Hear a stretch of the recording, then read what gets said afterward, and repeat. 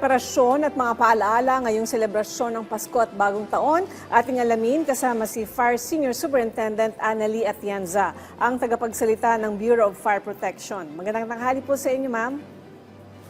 Magandang tanghali po sa inyo at sa sumusubaybay sa ating program. So ma'am, ano po yung mga paghahanda ng BFP kaugnay ng Pasko at Bagong Taon? December 1 pa lang po, tayo po ay nag-activate na ng ating plan, paalala, iwas paputok, at ganoon na rin po sa patuloy na pagpapaalala natin, lalong-lalo na sa mga Christmas lights, at ganoon na rin sa top cause ng ating mga insidente nitong nakaraang buwan or araw ay electrical ignition. Kaya doon po tayo nagfo-focus ng fire safety education natin sa community. Ano naman po yung mga operational readiness at precautionary measures na isinasagawa ng BFP ngayong holiday season?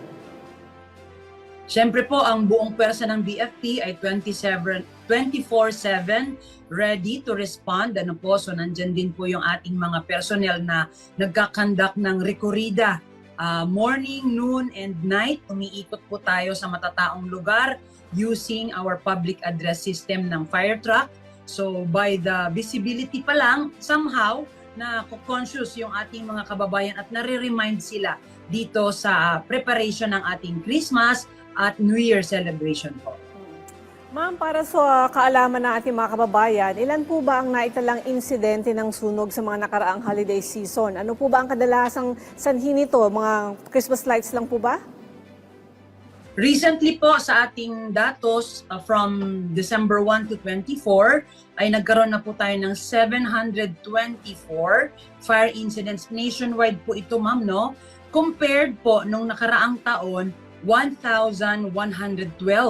So in these figures, makikita po natin na mababa po tayo sa insidente ngayong taon. This may be dahil sa talagang puspusang fire safety education, fire prevention campaign ng ating ahensya. At kasama na rin siyempre ang cooperation ng ating community. Ganun na rin ang assistance ng ating mga local government units. Kaya masasabi po natin na kahit na may ganitong numbers pa rin, ay kailangan pa rin po nating ipagpatuloy yung ating pakikibahagi sa mga programa po ng Bureau of Fire Protection.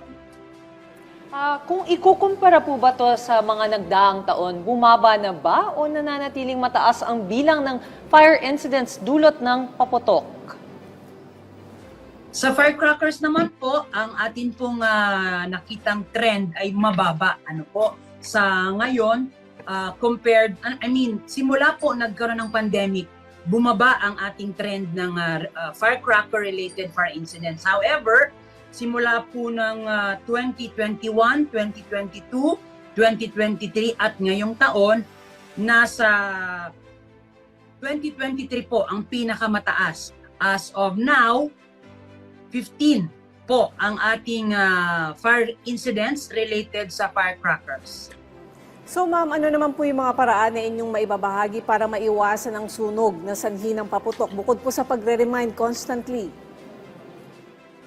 Siyempre po, nandyan yung ating katulong, yung mga LGUs natin dahil talaga pong pinapaigting na natin. At malaking tulong po yung nagkaroon tayo ng pagbaban ng paggamit or pagpapaputok sa ating mga residential areas. Instead, tayo po ay nag-designate ng community fireworks display areas. At knowing naman po ang mga Pilipino, mas karamihan sa atin, mas nag-i-enjoy tayong mag-videoke, gumamit ng torotot, or yung sinauna nating pagpapaingay ang mga kasirola or kaldero na mas safe na po sa ngayon. At yung mga kababayan nating iba ay nag-a-attend ng nasasabing musical festivities sa kanilang lokalidad na meron din naman pong mga countdown.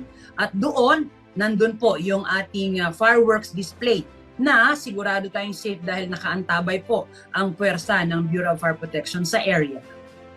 Okay, maraming salamat po sa inyong oras, Fire Senior Superintendent Annalie Atienza, ang tagapagsalita ng Bureau of Fire Protection. Merry Christmas po, ma'am. Salamat din po, ma'am. In case lang po ng emergency, please dial 911 bago po tayo mag-vlog or mag-video. Salamat po.